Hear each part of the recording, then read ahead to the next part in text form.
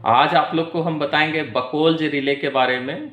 तो जो बकोल्ज रिले है ये एक प्रोटेक्टिंग डिवाइस है जो कि ट्रांसफार्मर में मेन टैंक और कंजर्वेटर के बीच लगा हुआ होता है।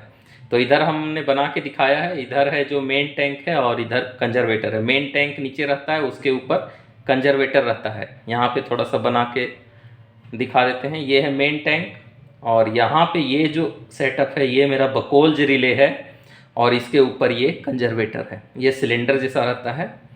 तो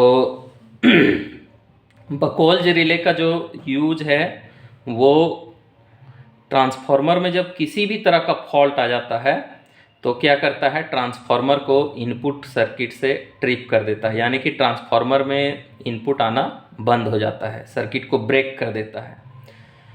तो ये काम कैसे करता है, मेन हम लोग इसका वर्किंग देखेंगे। तो इसका कंस्ट्रक्शन अगर हम लोग देखें तो यहाँ पे एक मरकरी स्विच लगा हुआ है, मरकरी स्विच, और इस पे फ्लोट ए लगा हुआ है। एक और मरकरी स्विच लगा हुआ है, इस पे फ्लोट बी लगा हुआ है। यानी कि दो मरकरी स्विच जो है वो मेरा बकोल्ज रिले में यूज़ किया जाता है। इधर अलार्म सर्किट है, इधर मेरा नीचे में ये जो है ये ट्रिपिंग कॉइल है। तो जब ट्रांसफार्मर का वाइंडिंग गर्म होना स्टार्ट होता है, और गर्म कब होगा, जब ट्रांसफार्मर ओवरलोडेड या शॉर्ट सर्किट होता है या किसी भी तरह का इंटरनल फॉल्ट होता है, यानी ऑयल का इंसुलेशन ख़राब हो जाता है। तो क्या होता है कि वाइंडिंग जो है वो आपस में शॉर्ट होने लगता है।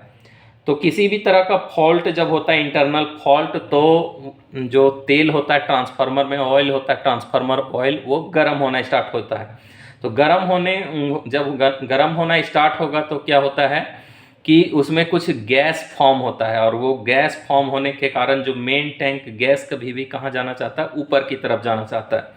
तो गैस जो फॉर्म होता है वो ऊपर आना चाहता है। जैसे यहाँ हम लोग समझेंगे, यहाँ से जब गैस ऊपर आना चाहता है तो यहाँ गैस स्टोर होने लगता है।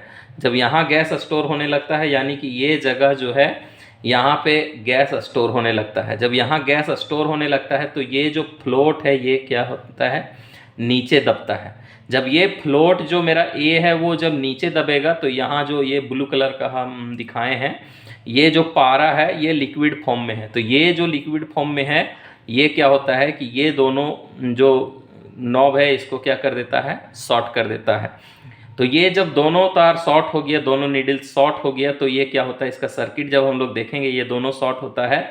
तो यहाँ पर एक अलार्म कनेक्टेड है, अलार्म कनेक्टेड है जो कि इधर नेगेटिव से जुड़ा हुआ है और इधर पॉजिटिव से जुड़ा हुआ है। लेकिन यहाँ पे सर्किट खुला हुआ होने के कारण ये बज नहीं रहा था, यानी कि ये वर्किंग मोड पे नहीं था। जैसे ही ये फ्लोट दबता है और ये शॉर्ट होता है ये अलार्म बजना चालू हो जाता है। यानी कि जब बहुत कम फॉल्ट रहता है ट्रांसफार्मर के अंदर, यानी कि उसको बोल सकते हैं मॉडरेट फॉल्ट रहता है या मिनिमम फॉल्ट रहता है, उस समय क्या होता है, सर्किट जो है ये क्लोज होने के कारण अलार्म बजाकर ट्रांसफार्मर जो है सूचना देता है कि ट्रांसफार्मर के अंदर कुछ न कुछ खराबी है। तब जो वहाँ इलेक्ट्रिशियन जो ऑपरेटर रहता है वो ट्रांसफार्मर को क्या करता है, स्विच ऑफ कर देता है। स्विच ऑफ करके क्या होता है, जो गैस यहाँ पे फॉर्म हुआ है उसको प्रेशर रिलीज वाल्व को खोलकर यहाँ से गैस को निकाल दिया जाता है और फिर से इसको बंद करके ट्रांसफार्मर को चालू किया जाता है। या कुछ और फॉल्ट है तो देख करके चेक करके फिर से चालू किया जाता है। अगर ट्रांसफार्मर शॉर्ट सर्किटेड हो गया है, शॉर्ट सर्किटेड हो गया है तो हैवी करंट वाइंडिंग में बहता है, और हैवी करंट जब वाइंडिंग में बहता है तो तेल जो है वो बहुत ज़्यादा गर्म होता है, और जो तेल जब बहुत ज़्यादा गर्म होता है तो तेल जो ट्रांसफार्मर ऑयल है वो एक्सपेंड होना स्टार्ट होता है, और एक्सपेंड होना स्टार्ट होता है तो इधर से जो ऑयल है वो कंजर्वेटर की तरफ ऊपर जाता है, एक्सपेंड होता है। तो जब एक्सपैंड होगा, जैसे यहाँ पे हम लोग देखेंगे कि यहाँ से मेन टैंक से एक्सपैंड होके कंजर्वेटर की तरफ जा रहा है। तो जब एक्सपैंड होके कंजर्वेटर की तरफ जाएगा तो ये फ्लोट बी को धक्का मारते हुए जाएगा। तो फ्लोट बी को जैसे धक्का मारेगा तो ये थोड़ा सा अपना पोजीशन को यहाँ से शिफ्ट करेगा। तो ये जब पोजीशन को शिफ्ट करता है तो ये मरकरी स्विच जो है वो थोड़ा डाउन होता है, और डाउन होने के कारण क्या है कि ये दोनों टर्मिनल जो है वो आपस में शॉर्ट हो जाता है। ये दोनों टर्मिनल शॉर्ट होने के कारण देखेंगे हम लोग, जो ये ट्रिपिंग कॉइल लगा हुआ है नीचे, ये ट्रिपिंग कॉइल, ये जो है ये इधर नेगेटिव से यहाँ से जुड़ा हुआ है, और ये मरकरी स्विच से होते इधर से पॉजिटिव से जुड़ा हुआ है। तो जो ट्रिपिंग, जब यहाँ पे ये दोनों शॉर्ट हो जाता है ये, तो ट्रिपिंग कॉइल काम करता है। ट्रिपिंग कॉइल यानी कि जो ट्रांसफार्मर का इनपुट आया है 3 फेज, वो क्या हो जाता है, वो अलग हो जाता है, यानी कि ट्रिप हो जाता है।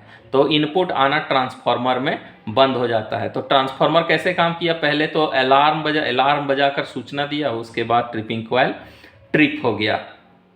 तो इसीलिए बोला जाता है कि बकोल्ज रिले जो मेरा है वो ट्रांसफार्मर में कुछ खराबी होने पर क्या करता है, अलार्म बजाकर सूचना देता है और ट्रांसफार्मर को सर्किट से अलग कर देता है। और इस प्रकार जो मेरा ये प्रोटेक्टिंग डिवाइस है बकोल्ज रिले, वो क्या करता है, ट्रांसफार्मर को ख़राब होने से बचाता है, और जो भी इक्विपमेंट इस पे कनेक्टेड है वो सारे सबको क्या करता है, सुरक्षा देता है, यानी कि सेफ्टी प्रदान करता है। तो ये था मेरा बकोल्ज रिले, ये इसका था ये वर्किंग प्रिंसिपल। और इसमें मेन जो क्वेश्चन पूछा जाने वाला है वो है कि इसमें किस टाइप का स्विच यूज़ किया जाता है। तो इसमें जो है वो मरकरी स्विच यूज़ किया जाता है, और इसमें दो मरकरी स्विच होता है। और ये है ड्रेन प्लग।